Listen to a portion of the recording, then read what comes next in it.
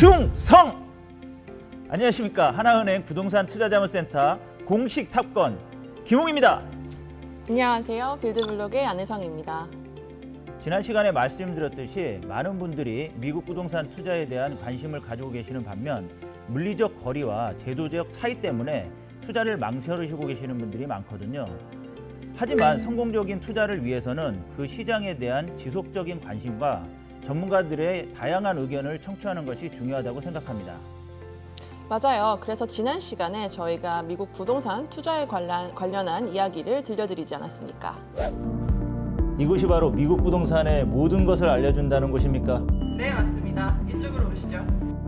빌드블록은 한국인을 위한 미국 부동산 투자 플랫폼입니다. 미국 현지에서 이제 부동산 매입, 매각, 임대 그리고 관리까지 도와드리고 있고요. 그래서 개인도 가능하시고 법인 형태도 가능하신데 법인은 Limited Liability Corporations라고 해서 LLC 형태로 가능하십니다. 지난 시간 제가 직접 빌드블록에 찾아가서 미국 부동산 투자에 대한 다양한 여러분들의 궁금증을 해결해 드렸는데요. 오늘은 미국 부동산 투자의 심화 파트인 외환 송금과 세무에 대한 시간 알아보려고 바로 여기 하나은행 본점에 찾아왔습니다.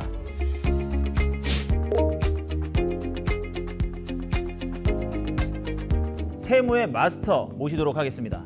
제가 특별히 오늘 해외 부동산의 모든 세무에 대해서 알려드리러 왔습니다. 하나은행 패밀리 오피스센터 김태희 세무사입니다.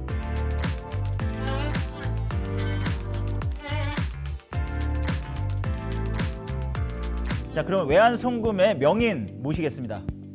안녕하세요. 하나은행 외환 전문 상담팀 유정란 차장입니다.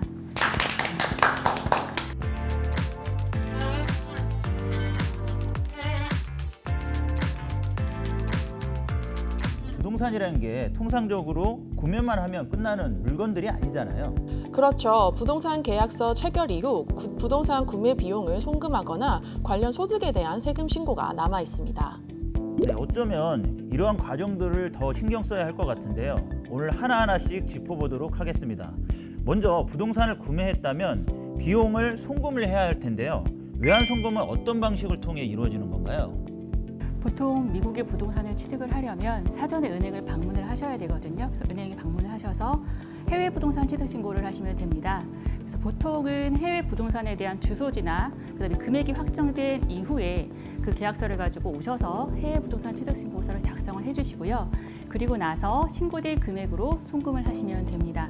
간혹 계약금을 먼저 송금을 보내야 되는 경우가 있어서 저희가 내신고술이라는 약식 신고를 통해서 취득 금액의 10% 금액을 먼저 송금하실 수 있고요. 그런 경우에 3년 후에 오셔서 정식적인 신고를 하시면 됩니다. 네, 부동산 구매가 거주를 위한 경우도 있는데 투자 목적에 대한 경우도 있을 수 있습니다. 그러면 목적에 따라 신고 방식이 달라지기도 하나요? 해외 부동산 취득 신고 시에는 구매 목적에 따라서 거주용과 투자용으로 구분되어서 진행을 하고 있는데요. 보통 거주용의 경우에는 그 거주에 대한 내용이 확인되어지는 체류 비자나 혹은 거주를 하겠다라는 서약서를 제출하시고 신고를 진행하시면 됩니다. 그런데 간혹 그 해외에 법인을 설립하셔서 그 부동산 투자를 하시겠다는 분들이 계세요. 이런 경우에는 사실 해외 부동산 취득 신고가 아니라 해외 직접 투자라는 신고를 하셔야 합니다.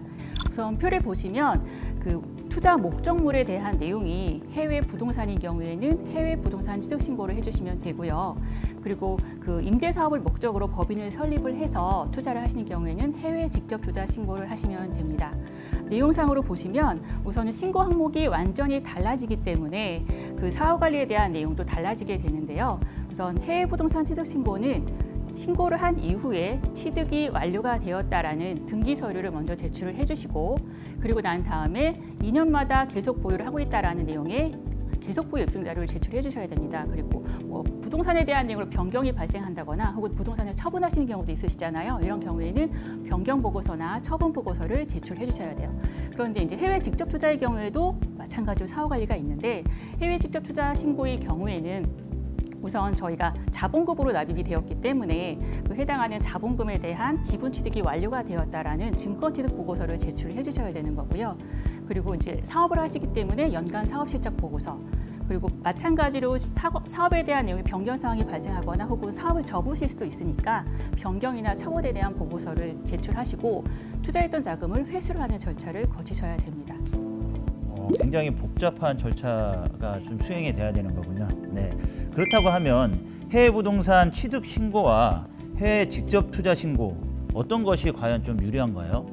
해외 부동산 계약을 체결하신 다음에 해외 부동산 취득 신고를 하셨던 분이 계셨는데 그분이 이제 처음에 신고하실 때는 본인이 이제 계약서를 작성하셔서 신고를 다 정상적으로 하시고 송금까지 잘 보내셨어요.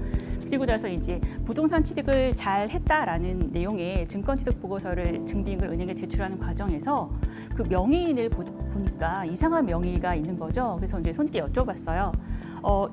이 명의가 좀 다르다라고 여쭤봤더니 현지 변호사가 아무래도 임대 사업을 목적으로 취득하는 경우에는 개인적인 투자보단 법인적인 투자가 좀 더 유리하다라는 컨설팅을 받으셨대요. 예, 그래서 이분이 이제 부랴부랴 법인으로 등기를 하신 거예요. 결국은 그 부동산의 취득으로 자금을 사용하신 게 아니라 그 해외 현지 법인의 자본금을 납입을 해서 그 자본금으로 부동산을 취득하신 게 되어지신 거기 때문에 사실은 해외 부동산 취득 신고가 아니라 해외 직접 투자 신고를 하셨어야 되는 거죠. 그래서 이제 본인이 하려는 투자의 형태를 정확히 파악하셔서 그 내용에 맞는 신고를 진행하시는 게 좋습니다. 상황에 따라 좀 다른 거군요. 네. 아, 그렇군요. 이해가 됩니다. 그러면 미국 부동산을 구매를 하려고 송금을 했을 때 혹시 송금의 제한이 있을까요? 결론적으로 없습니다. 신고된 금액 내에서는 송금을 하실 수가 있습니다. 보통 미국 부동산 취득을 한다라고 생각을 해보면 그 매매 금액에 있어서 자기 자본이랑 혹은 모기지를 받으실 수도 있으시니까 모기지 원리금 그리고 혹은 현지에서의 중개료 같은 것들이 발생할 수 있잖아요. 뭐 매매 계약서나 혹은 모기지에 대한 계약서 혹은 중개 관련된 영수증 같은 걸 첨부하시면 그런 내용들을 모두 신고수리서에 담아서 송금하실 수가 있습니다. 아니, 송금 제한액이 없다면 욕심 있는 분들은 취득 가능한 부동산 여러 개를 좀 취득할 수 있을 것 같거든요. 혹시 부동산 취득에 대한 제한이 있나요? 네, 우선은 부동산 취득의 숫자에 대해서도 제한이 없습니다. 사전에 신고만 하시면 취득을 하실 수가 있습니다. 개인적으로 25개까지 취득하셨던 신고를 하셨던 분이 있었는데요. 송금 금액으로는 약 500만 불 정도 상당이었는데 각각의 건별로 부동산 신고를 하시고 송금을 하셨습니다. 네, 그렇다면 애초에 부동산 구매를 하려고 보낸 목적이 아닌 다른 돈으로 부동산 구매를 해도 되나요? 안 됩니다. 네, 우선 다른 목적으로 송금을 하고 그 돈으로 해외 부동산 취득을 하는 경우에는 신고를 하지 않고 취득하는 경우이기 때문에 외환거래법 위반 행위를 하는 게 됩니다. 세무 쪽에서도 그런 문제가 많이 발생을 하거든요. 실제 상담을 하면 부모님이 송금을 하시고 학생들이 또 장학금 받는 경우가 있잖아요. 장학금을 받고 그럼 학비를 다 안 쓰겠죠. 그래서 그 돈을 모아서 이제 같이 부동산을 구입하시는 경우들이 있는데 이랬을 경우에는 증여세법 위반입니다. 그래서 송금도 문제지만 실제 증여세에서도 문제가 생길 수가 있어요. 물론 그 유학자금으로 해외로 보내서 취득하는 과정에서 아무런 문제가 없다고 생각하시겠지만 향후에 그 돈을 국내로 가지고 들어왔을 때 문제가 발생하는 경우가 많습니다. 그래서 그런 경우에는 사전에 금융감독원에 위반 신고를 하시고요. 그리고 나서 과태료를 납부를 하시고 그리고 나서 수령을 하실 수가 있으십니다. 네. 이거 굉장히 좀 중요한 부분인 것 같아요. 반드시 구매 목적에 맞춰서 송금과 신고를 해야 되는 부분이군요. 네. 그리고 부동산이라는 게 워낙 금액이 크기 때문에 단독 명의 말고 좀 공동 명의로 취득할 수도 있는 부분이잖아요. 해외 부동산도 국내와 마찬가지로 공동 명의로 취득이 가능한 겁니까? 본인 또는 배우자의 그 주거용 목적으로 취득을 하는 경우에라면 공동 명의 취득이 가능합니다. 주거용 부동산으로 해서 공동 명의로 취득하는 경우에는 그 본인이 신고를 하시고 공동 명의인에 그 배우자 이름을 적으시면 되고요. 그리고 만약에 또 투자용으로 구입하시는 분들도 계시잖아요. 맞습니다. 이런 경우에는 반드시 신고인 본인의 단독 명의로 취득을 하셔야 됩니다.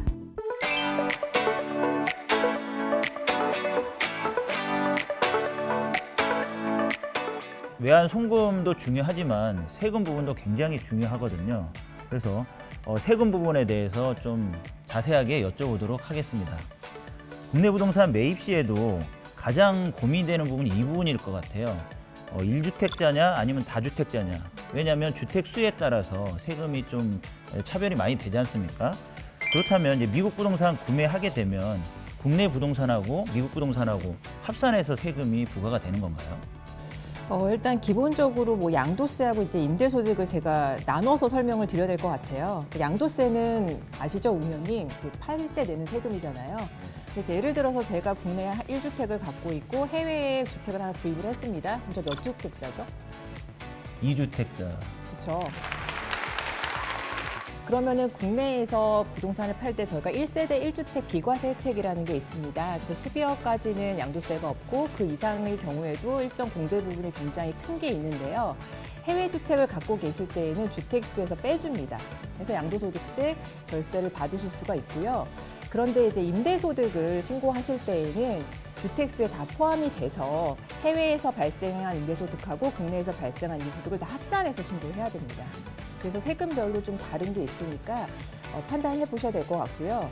그리고 또 간간히 물어보시는 게 종합부동산세랑 재산세가 있어요. 보유세라고 저희가 말하는 그 세금들이 있는데 그럼 미국에 있는 부동산을 취득했을 때 한국에 종부세나 재산세를 내야 되냐 이런 질문들 하시거든요. 낼까요? 안 낼까요? 낼 것 같은데. 전 안 낼 것 같아요. 당연히 안 내죠. 이사님 역시. 아까 말씀 중에 양도소득세를 신고를 납부를 하셔야 된다고 말씀하셨는데 그러면 신고를 어떻게 해야 되는 건가요? 일단 제가 한국 거주자인 경우로 말씀을 드릴게요. 한국 거주자라는 거는 실제 영주권이나 시민권 취득 여부와 상관없이 국내에 주소를 두거나 1과세 기간, 그러니까 1월 1일부터 12월 31일까지 183일 이상 거주한 사람을 말을 해요. 그래서 착각을 하시는 게 내가 영주권을 땄으니까, 내가 시민권을 땄으니까 한국에 납세 의무가 없다 이렇게 생각하시는 분들이 많이 계신데요. 실제적으로 우리나라 세법은 그렇게 적용되지는 않습니다. 그런데 만약 한국 거주자라고 하면 아까 차장님께서도 말씀해 주셨지만 뭐 25개 매입하신 분 계셨다고 하셨잖아요. 근데 그런 분들이 만약에 주택을 4월에 한 채를 팔았어요. 그러면 그 4월을 제외한 2달 이내로 신고 납부를 하셔야 됩니다. 그러니까 4월을 빼면 5, 6월, 6월까지 양도세 신고 납부를 하셔야 되고요. 만약에 1월 1일부터 12월 31일까지 한 채가 아니라 여러 채를 파셨다라고 하면 각각의 신고를 하시고 5월 달에 합산 신고를 한 번 더 해주셔야 됩니다.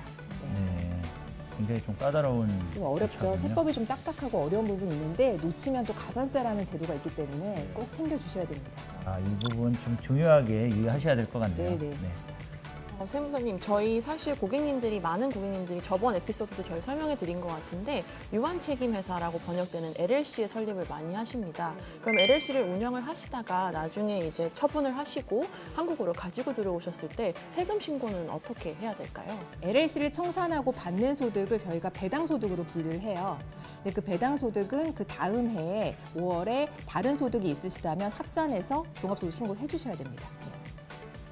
손님들께서 이런 부분도 좀 궁금해하실 것 같아요. 이제 자녀 유학이나 이민을 고려하시는 분들이 본인의 이름으로 주택을 매입을 하시고 자녀가 그 해당되는 주택에 무상으로 거주를 하게 되는 경우가 좀 많이 발생하는데 이거는 뭐 세법적으로 괜찮은 사항인가요?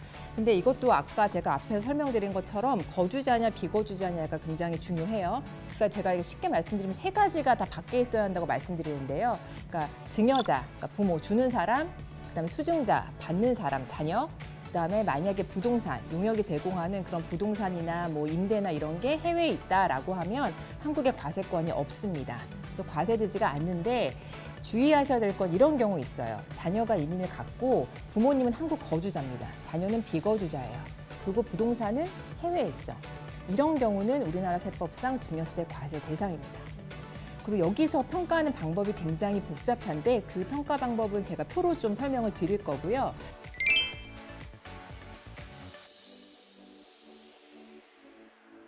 제가 역산해서 구해보니까 우리나라 가격으로 약 부동산 가격이 13억 2천을 넘는 경우에만 증여세가 과세될 수가 있습니다. 그래서 이 점은 참고하시면 좋을 것 같아요.